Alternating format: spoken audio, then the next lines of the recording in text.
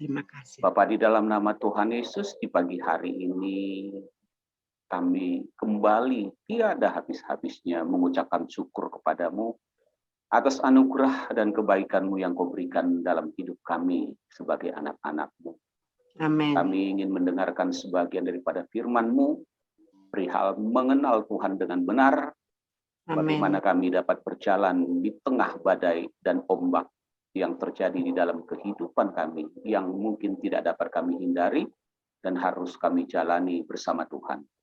Biarlah tuntunan firman-Mu memberikan pencerahan kepada kami, sehingga kami dapat hidup di dalam kemenangan, bahkan lebih dari pemenang. Dalam nama Tuhan Yesus kami berdoa. Amin. Amin. Shalom Bapak Ibu yang dikasihi oleh Tuhan Yesus. Terima kasih Pastor Surbakti yang telah memberikan kesempatan bagi kami untuk menaburkan firman Tuhan.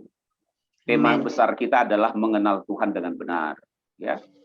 Sehingga ini penting apabila kita sudah mengenal Tuhan dengan benar, bagaimana kita menjalani realita kehidupan yang kita jalani setiap hari, ya, setiap saat yang mungkin timbul sesuatu yang tidak pernah kita duga atau yang tidak kita harapkan terjadi. Sehingga kita bisa dapat berjalan di tengah badai dan ombak kehidupan ini dan tetap memberikan dampak, ya, bukan saja bertahan tapi memberikan dampak terbaik, suatu kesaksian yang besar. Saya ngambil dari nats-nya, yaitu nats inti 1 Petrus 5 ayat 7. Serahkanlah segala kekhawatiranmu kepadanya, yaitu kepada Tuhan, sebab Tuhan yang memelihara kamu. Saya ulangi lagi 1 Petrus 5 ayat 7. Serahkanlah segala kekhawatiranmu kepadanya atau kepada Tuhan, sebab Tuhan yang memelihara kamu. Bapak Ibu dikasih oleh Tuhan Yesus Kristus. Jika kita melihat realita kehidupan banyak orang, gitu ya, baik itu yang satu kepercayaan di dalam Kristus, tetapi karena tidak mengenal Tuhan dengan benar sesuai dengan firman-Nya, kehidupan mereka tidak selaras, ya, dengan apa yang Tuhan harapkan, ya, sehingga tidak memberikan contoh, ya, yang terbaik. Bukan saja mengenai bagaimana menjalani hidup ini, bagaimana cara berbisnis, berusaha, bekerja, ya, mungkin kita katakan kurang disiplin sehingga ya hampir sama saja dengan orang-orang dunia. Gak heran kita ketika ada satu peristiwa di jemaat di Roma, Rasul Paulus pun mengingatkan dengan baik agar umat Tuhan yang ada di Roma itu janganlah seperti dunia, ya, orang-orang yang tidak percaya pada Kristus, ya, sehingga mereka tidak bisa membedakan bagaimana seharusnya, ya, mereka bertindak. Sehingga itu diingatkannya, ya, agar melakukan pembaharuan. Jadi dalam mengenal Tuhan dengan benar, kita juga perlu melakukan pembaharuan dari cara kita berpikir, terutama khususnya pada malam hari ini, ketika kita menghadapi, ya, perjalanan hidup di tengah badai atau ombak yang menerpa, ya, baik hidup pribadi kita, baik rumah tangga kita, usaha pekerjaan kita, ataupun sesuatu yang terjadi bagi bangsa dan negara ini. Ya, kita lagi ada, saudara tahu secara keseluruhan dunia ini sedang mengalami sebuah krisis, ya, krisis ekonomi. Nah, Rasul Paulus, ya, selalu mengingatkan kita agar kita makin hari makin mengenal Tuhan, ya. Filipi 3:10 kan dikatakan itu, yang ku kehendaki adalah mengenal Dia, ya, supaya dengan mengenal ini dia dapat menempatkan dirinya di dalam satu situasi apapun, sehingga dia mampu berkata segala perkara dapat kutanggung di dalam Dia yang memberikan kekuatan kepadaku. Baiklah, kita lihat sebuah contoh perjalanan hidup para muridnya pada saat itu, sehingga bisa Petrus juga berkata, serahkanlah segala khawatirmu kepadanya, sebab Dia memelihara kamu. Di dalam nats Markus 4, ya, Markus 4 mulai ayat 35 sampai ayat 41, ada sebuah perjalanan yang menarik. Jadi Tuhan Yesus pada saat itu setelah Dia mengajar, ya, Yesus berkata kepada murid-muridnya, ya, dari ayat 35-41, marilah kita bertolak ke seberang. Jadi jelas bahwa yang mengajak para muridnya ini untuk mencapai sesuatu atau ke suatu tempat itu ya adalah inisiatif dari Tuhan, dan Tuhan bersama-sama dengan dia. Sama seperti kita, bahwa kita akan bertolak ke seberang, ya, going to the next level untuk mencapai sesuatu ya yang memang Tuhan janjikan agar kita menjadi saksi Kristus. Nah, di dalam ayat 36 dalam Markus 4 ayat 36, mereka meninggalkan orang banyak itu lalu bertolak dan membawa Yesus beserta dengan mereka ya dalam perahu di mana Yesus telah duduk dan perahu-perahu lain juga menyertai dia. Ya. Jadi dalam perjalanan ini memang Tuhan menyertai. Nah, kita perlu mengingat bahwa jika kita tahu bahwa Tuhan menyertai kita, maka cara kita berpikir itu haruslah sesuai dengan apa yang Tuhan inginkan. Di dalam Matius 28 pun Tuhan ketika memberikan amanatnya, dia mengatakan, ketahuilah aku menyertai kamu senantiasa sampai ke akhir zaman. Nah, tetapi saudara yang kasih, dalam realitanya banyak orang mandek berhenti karena masalah-masalah topan badai yang terjadi dalam hidup mereka yang tidak pernah mereka pikirkan. Gitu ya. Kenapa ini harus terjadi? Tapi itulah realita hidup. Nah, di dalam Markus 4 ayat 37 pun terjadi begitu. Lalu mengamuklah topan yang sangat dahsyat. Dan ombak menyembur masuk ke dalam perahu. Sehingga perahu itu mulai penuh dengan air. Tentu suatu hal masalah yang serius. Kalau saudara dan saya ada dalam sebuah perahu dalam perjalanan, sebesar apa atau sekecil apapun perahu itu, tetapi kalau udah bersama Yesus, ini kapasitasnya tentu kapasitas perahu yang ya di atas 15 lah ya, karena murid Yesus ada 12, bersama Yesus berarti 13, ya kapasitasnya 20 orang lah gitu ya. Jadi muat untuk hal itu dan layak kira-kira pada saat itu ya. Pada zaman itu dianggap layak, dan memang perahu itu sudah seringlah mereka lakukan baik sebagai nelayan dan sebagainya. Nah, ketika perahu itu sudah mengalami sebuah kesulitan, seperti saudara juga mengalami kesulitan, apapun bentuk topan badai yang kita alami, ombak-ombak kehidupan ini, ya, maka tentu ada satu kondisi yang memprihatinkan, yang mencekam, yang membuat kita gelisah dan khawatir, gitu ya. Nah, di dalam ayat 38 kita lihat Markus 4, pada waktu itu Yesus sedang tidur di buritan di sebuah tilam. Jadi nggak ada masalah apakah Yesus lagi posisinya tidur dan lain-lain. Tapi yang jelas Tuhan Yesus menyertai dengan ya dalam hidup mereka. Jadi ada kalanya tentunya sebagai Tuhan dan sebagai guru pada murid-muridnya, ada saatnya dia mengajar, ada saatnya dia berbicara, ada saatnya dia istirahat. Tapi bukan berarti segala sesuatu tidak di dalam kontrolnya Tuhan Yesus. Nah, yang menarik di sini menjadi suatu pelajaran yang kita ketahui, ya, alinea kedua dari Markus 4 ayat 38. Nah, maka murid-muridnya membangunkan dia dan berkata kepadanya, Guru, engkau tidak peduli kalau kita binasa. Gitu. Nah, ini masalah yang serius.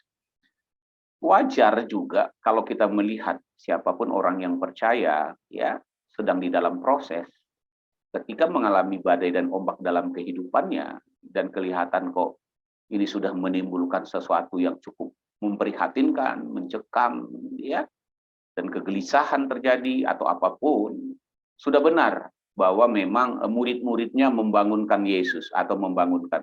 Sudah benar sebenarnya ketika kita ada masalah, kita membangunkan iman kita kepada Tuhan. Sudah benar. Ya, kepercayaan kita kepada sudah benar, itu sudah benar. Tetapi yang kurang tepat ya, adalah apa yang mereka katakan kepada Yesus. Ini saudara harus catat baik-baik. Apa itu yang tepat? Karena mereka berkata, Guru atau Tuhan Yesus, engkau tidak peduli kalau kita binasa. Ini salah sebenarnya. Ya, ini keliru. Kalau Tuhan sudah beserta dengan kita dan kita mengikuti perintahnya bersama dengan Tuhan, Tuhan tidak pernah menginginkan saudara dan saya itu binasa. Istilah binasa ini tidak mesti harus mati, ya. Misalnya gagal, tidak mencapai tujuan, atau satu situasi yang tidak sesuai dengan harapan kita dan lain-lain. Nah, terutama yang tidak sesuai dengan janji-janji kebenarannya. Jadi perkataan ini kurang tepat, ya. benar-benar ya, guru engkau tidak peduli kalau kita binasa. Nah, saudaraku dikasih oleh Tuhan Yesus, kalau saya kutip Ibrani 13 ayat 5b, gitu ya, untuk mengingatkan kita, ya, artinya, kenapa kok sampai murid-muridnya ini berkata, engkau tidak peduli kalau kita binasa? Kayaknya ini bertolak belakang. Ya. Di dalam Ibrani 13 ayat 5b dikatakan, karena Allah telah berfirman, aku sekali-kali tidak akan membiarkan engkau. Dan aku sekali-kali tidak akan meninggalkan engkau. Ini kan sebuah janji yang luar biasa yang harus kita pegang. Jika kita sudah mengenal Tuhan atau mau belajar mengenal Tuhan dengan benar, maka apa yang difirmankannya harus kita yakini sepenuhnya tanpa ada sedikit keraguan.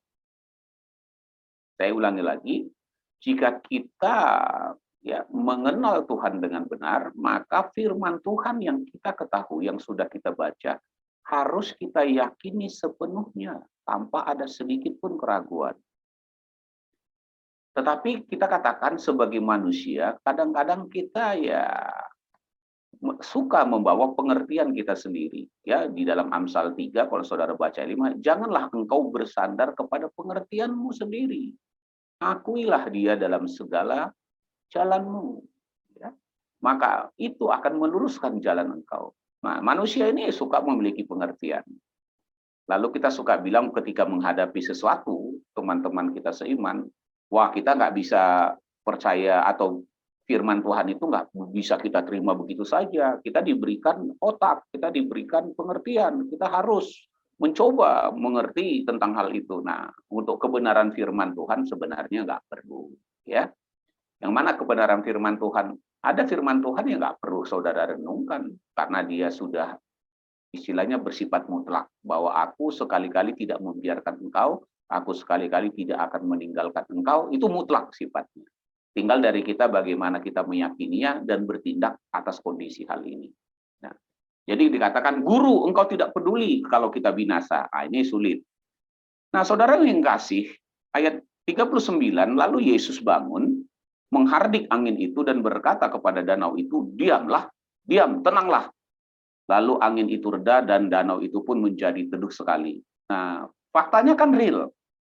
Bahwa Yesus menyelesaikan persoalan mereka ketika mereka menghadapi gelombang atau ombak ya yang bisa mungkin menimbulkan masalah serius dalam hidup mereka. Yesus menyelesaikan hal ini. Nah, yang menarik saudara ketahui bahwa bersama Tuhan dalam hidup realita kita, kadang-kadang Tuhan tidak memperbaiki iman kita dulu setelah iman kita baru itu selesai. Tetapi dalam kondisi-kondisi tertentu, ketika saudara memperhatikan pengalaman hidup kita, ada sesuatu yang kita alami, saya berdoa kok Tuhan langsung selesaikan. Gitu kan? Nah, kok saya minta selesai, tapi kok yang ini tidak ya? Kira-kira kan saudara gitu. Kok yang ini kok memakan waktu, ada yang makan waktunya panjang dan lain-lain sampai kenapa? Nah, itu yang sering kasih. Kondisi perahu yang hampir tenggelam dan mereka mengatakan tidak binasa itu kan bersifat kalau kami dalam dunia kedokteran bilang ini emergency case, ya, kasus darurat. Nah, kalau kasus darurat itu tidak bisa ngomong dulu baru diselesaikan, selesaikan dulu baru ngomong. Nah, kira-kira begitu. Tapi ada ya yang tidak emergency case. Makanya ketika saudara datang, oh ya ini, oh Bu, Bapak, Ibu, ya ini mohon maaf ya, orang tuanya pasien ini harus dirawat. Kira-kira gitu ya. Dirawat dulu, nah nanti kami periksa-periksa begini-begini, nanti kita terapi dan lain-lain. Wah dok, apa nggak bisa dok di rumah saja? Ya anjuran kami ini harus dirawat Pak, gitu ya. Supaya penanganannya efektif dan lain-lain. Nah setelah selesai dirawat pun ada yang udah sembuh, ada yang juga belum sembuh.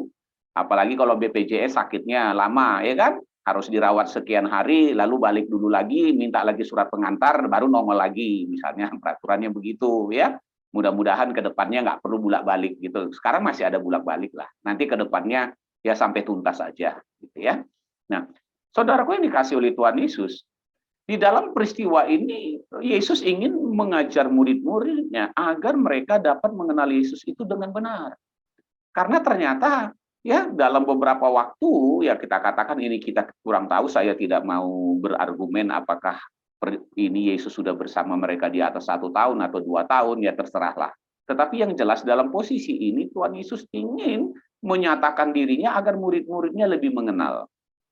Nah, itu sebabnya kita lihat ayat 40 dari Markus 4 ini, ayat 40. Lalu ia berkata kepada mereka murid-muridnya, mengapa kamu begitu takut? Nah, gitu loh. Ya, saya ulangi lagi, mengapa kamu begitu takut? Jadi jika saudara dan saya bukan hanya sekedar takut, ini begitu takut loh ya. Jadi takut ini beda ya. Kalau takut saja nggak, ini begitu takut. Seakan-akan pertolongan tidak ada, merasa putus asa, begitu takut sehingga banyak orang mengambil solusi jalan keluar. Saya sudah berdoa, saya sudah minta tolong, saya sudah minta didukung di dalam doa. Masalah saya belum selesai, penyakit ini belum selesai dan lain-lain gitu ya. Lalu mengambil alternatif lain. Nah, itu sering kayak gitu ya. Mengambil alternatif lain. Nah, jadi mereka tidak membangunkan Yesus. Ini murid-murid sudah benar membangunkan Yesus dalam kondisi yang kayak gitu ya. Gitu loh. Walaupun mereka misalnya kurang percaya dan takut, tapi mereka sudah benar membangunkan Yesus. Nah, saudara itu.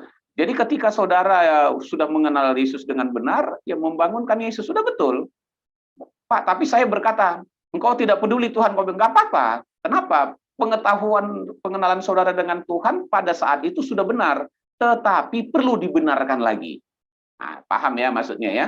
Jadi pengenalan dengan Tuhan itu nggak bersifat mutlak, karena kita nggak bisa mengenal Tuhan itu secara mutlak seperti itu, kecuali dengan firman Tuhan dan peristiwa-peristiwa, dan itu sepanjang hidup kita. Ya, nanti kita akan lebih mengenal lagi ketika berjumpa dengan dia, bersama-sama dia di surga.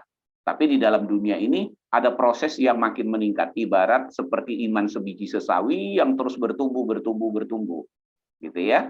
Ada masa-masanya. Udah benar, tapi masih ada lagi lebih benar. Kira-kira gitu ya, gitu. Karena itu sebabnya kita katakan, kenapa dibilang benar? Karena sudah benar, tapi masih kurang. Kira-kira begitu ya. Bukan kurang benar. Sudah benar Pak, Anda mengenal. Anda sudah mengenal Tuhan dengan benar pada posisi ini, tapi masih kurang, gitu ya. Karena mengenal Tuhan lebih luas itu tidak habis-habisnya, gitu ya, karena dia adalah Tuhan, gitu ya. Nah, ini. Tetapi Yesus mengatakan, mengapa kamu begitu takut? Nah, ini akhirnya menunjukkan ketika saudara sudah merasa mengenal Tuhan dengan benar, tetapi saudara sudah merespon begitu takut, berarti pengenalan Tuhan akan benar itu perlu ditambahkan. Nah, kira-kira begitu, ya. Saya sendiri aja saat ini terus bertambah ingin mengenal Tuhan lebih benar lagi, gitu ya. Saya bahkan kepada Tuhan, saya belum mengenal Engkau ya secara benar sebagaimana seharusnya. Ajar saya supaya saya lebih lagi mengenal melalui peristiwa-peristiwa yang ya saya alami maupun yang nanti yang akan saya alami ke depan. Gitu ya. Jadi saya tidak berani mengatakan saya sudah mengenal Tuhan dengan benar secara mutlak. Sudah benar, cuman masih banyak yang kurangnya, ya. Karena Tuhan itu tidak terbatas. Kira-kira begitulah, ya. Nah, lalu dikatakan Tuhan Yesus, mengapa kamu tidak percaya? Nah, menarik ya. Gitu. Jadi saudara jangan menyalahkan diri dan menyalahkan orang lain jika mereka merasa kayak kepercayaannya kok masih kurang dalam mereka hadapi. Ya. Tetapi lakukanlah sesuatu supaya mereka lebih mengenal Tuhan. Bawalah mereka lebih dekat kepada Tuhan melalui pengalaman-pengalamannya, ya, yang baik. Nah, saudaraku dikasih oleh Tuhan Yesus Kristus, ini yang diinginkan Tuhan. Pengenalan kita makin hari semakin bertambah-tambah. Ya, sudah benar bertambah-tambah. Udah benar Pak, kepalanya saya sudah kena. Ini kepalanya Pak Dokter saya sudah tahu. Ini kalau wajah ini wajah Pak Dokter. Saya nggak bisa kebohong. Telinganya kayak lalatnya dan ini. Tapi kan seluruhnya nggak bisa. Belum lagi ya hal-hal yang lain. Jadi memang nggak bisa. Hanya bisa mengenal sebatas yang memang kita bisa mengenal. Ya. Tetapi kita terus mengejar untuk mengenal Tuhan. Makanya ada buku yang bagus, Mengejar Tuhan, itu udah lama ya. Tahun 80-an atau apa. Mengejar Tuhan. Nah, bagus. Nah, saudaraku yang dikasih oleh Tuhan Yesus Kristus, saya menguatkan ini adalah dalam Yohanes 14 ayat 6-9. Kata Yesus kepadanya, akulah jalan kebenaran dan hidup. Tidak ada seorang pun yang datang kepada Bapa kalau tidak melalui aku. Ingat saudara yang kasih. Ketika ada sebuah peristiwa, kita tahu bahwa Yesus itu adalah jalan untuk sampai ke surga. Bagus, udah betul di situ. Ya. Setelah kita tahu bahwa Yesus satu-satunya jalan keselamatan, tetapi saudara tahu, dia bukan hanya jalan keselamatan. Amin. Tapi dia juga jalan yang harus kita tempuh dalam realita hidup ini. Kira-kira begitu. Jadi jalan itu adalah firman-Nya. Jadi kalau Tuhan bilang gitu ya, kau sudah percaya kepadaku, kamu sudah ada di jalan yang benar, namamu sudah kucatat di surga, sekarang kamu harus menjadi saksiku di muka bumi ini. Saksi, nggak usah dulu beritakan Injil. Saksi, kalau engkau mau melangkah, pergunakanlah jalanku. Jangan menyimpang ke kiri atau ke kanan. Nah, kira-kira begitu ya. Ingat firman Tuhan ini. Kalau aku bilang ke kiri, jalanlah ke kiri. Kalau aku bilang ke kanan, jalanlah ke kanan. Jangan kalau sudah dibilang ke kanan, masih bingung lagi. Ini benar nggak yang kanan ya? Ke kiri atau apa? Kalau aku bilang jalan lurus, jalan lurus. Nah, saudara masih ingat betul peristiwa bangsa Israel keluar dari tanah Mesir, ada tiang awan dan tiang api. Tiang awan bergerak, ya di pagi sampai sore hari, maka mereka bergerak. Sore hari tiang api, ketika itu bergerak, mereka akan bergerak. Artinya mengikuti Tuhan. Jadi Yesus itu adalah jalan. Amin. Nah, ketika saudara dalam hidup ini, dalam menghadapi masalah gelombang-gelombang kehidupan, dialah juga kebenaran itu. Amin. Sehingga saudara harus meyakini bahwa bersama Yesus saudara akan ya melewatinya. Ada damai sejahtera. Di mana ada kebenaran, di situ damai sejahtera. Karena ketika murid-muridnya ini panik, damai sejahteranya hilang gitu loh ya. Tuhan, apa engkau tidak peduli kami binasa? Nah, ya kan mereka mulai panik. Kita nggak tahu apa yang mereka perbuat pada saat itu, ya. Entah membuang ini, membuang itu, mengurangi beban dan lain-lain, terserahlah. Tetapi Yesus adalah kebenaran itu. Maka damai sejahtera di tengah gelombang badai yang saudara hadapi, damai sejahtera Anda tetap ada. Amin. Nah, dialah juga hidup. Jadi saudara jangan khawatir. Saudara tidak akan pernah mati, binasa, atau mengalami kesulitan apapun ya yang tidak bisa dilalui. Sehingga Rasul Petrus bisa berkata, pencobaan-pencobaan yang kamu alami adalah pencobaan yang biasa, yang tidak pernah melampaui kekuatanmu. Dan Tuhan tidak akan pernah meninggalkan engkau, dan Dia memberikan jalan keluar. Nah, itu adalah kebenaran dan jalan. Kalau engkau melakukan hal itu, maka engkau akan hidup, tidak akan mengalami kegagalan. Amin. Kekhawatiranmu itu tidak akan menghancurkan engkau. Khawatir boleh, tapi jangan tenggelam oleh kekhawatiran. Namanya manusia. Karena ketika saudara ada rasa khawatir, Anda berhenti sebentar. Betul kan? Lalu merenung, ini benar nggak ya? Nah, itu penting. Wah, ada sesuatu nih di luar, Pak. Waduh, khawatir. Ada apa ya? Wah, ada kebakaran. Nah, kan khawatir, nggak apa-apa. Nah, khawatir itu membuat saudara mengambil langkah-langkah keselamatan. Betul kan? Mengamankan ini, mengamankan itu, atau membantu supaya ya apa yang terjadi itu bisa diselesaikan. Kalau saudara nggak ada khawatir, ada apa? Ah, masa bodoh. Ah, gitu. Jadi repot juga, nggak boleh, ya. Gitu ya. Nah, jadi khawatir itu bisa berubah menjadi positif ketika saudara mengambil tindakan untuk mengatasinya. Nah, saudaraku yang dikasihi oleh Tuhan Yesus, ini perlu kita ketahui dengan baik dan benar. Oleh sebab itu, sebagai penutup, saya mengambil ayat Roma 8 ayat 32. Untuk kita imani, kalau kita memang udah mengenal Tuhan dengan benar, dalam perjalanan ini ada gelombang dan badai yang besar dalam hidup kita, apapun bentuk persoalannya, sakit, penyakit, ya, masalah keuangan, ekonomi, pekerjaan, dan sebagainya, ya, saudara harus ingat Roma 8 ayat 32, apa yang dikatakan oleh Rasul Paulus dengan tegas. Yaitu demikian firman Tuhan, Ia, yaitu Tuhan atau Bapa kita di surga, yang tidak menyayangkan anaknya sendiri, yaitu yang sudah memberikan Yesus Kristus untuk menebus dosa kita dan sebagainya, ya. Tetapi yang menyerahkannya bagi kita semua, gitu ya. Jadi tidak menyayangkan, Bapa sudah memberikan anaknya kepada saudara dan saya. Ingat Yohanes 3:16, supaya saudara tidak binasa, bukan hanya di bumi ini saja. Wah, Pak, saya masuk surga. Tidak hanya surga, tapi di dunia ini kamu menjadi terang, kamu menjadi contoh kemuliaan aku. Nah, dikatakan bagaimana mungkin Ia tidak mengaruniakan segala sesuatu kepada kita bersama-sama dengan Dia. Amin. Ya, Dia karuniakan, tinggal saudara bertindak. Gitu. Bertindak. Jadi dalam peristiwa dalam Markus 4 ketika bersama Yesus, Yesus yang bertindak. Tetapi ketika Yesus saat ini ada di surga, Dia bilang dalam Yohanes 5 ayat 9, ketika aku di dunia, aku adalah terang dunia. Ketika aku sudah naik, kamulah sekarang terang dunia.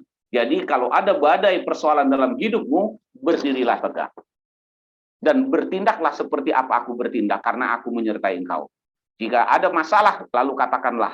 Ya, jika badai, katakan tenang dan reda. Maka badai itu akan tenang dan reda. Gitu. Mengapa demikian? Karena memang demikian kata Tuhan.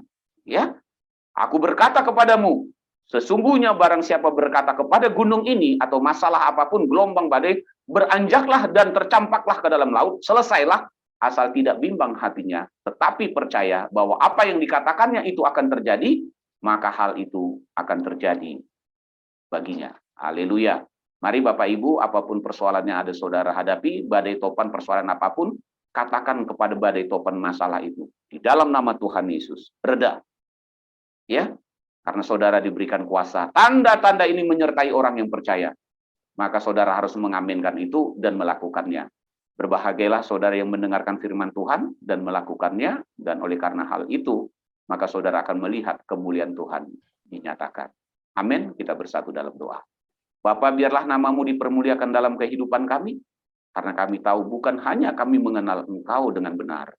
Terlebih lagi, Engkau yang kami kenal ada menyertai kami dengan roh-Mu yang tinggal menyertai kami. Bukan saja menuntun hidup kami untuk hidup di dalam kebenaran, tetapi mempermuliakan Engkau dalam kehidupan kami melalui gelombang kesulitan yang sedang kami hadapi. Kami dapat menyelesaikannya bersama Kristus, sehingga kami menang dan kami lebih dari pemenang. Karena Engkau sudah berfirman, Engkau turut bekerja mendatangkan kebaikan bagi kami yang mengasihi Engkau. Di dalam nama Tuhan Yesus kami aminkan kebenaran firman-Mu. Terpujilah namamu dari saat ini sampai selama-lamanya. Dalam nama Tuhan Yesus kami berdoa. Amin. Saya serahkan kembali kepada Pastor Bakti.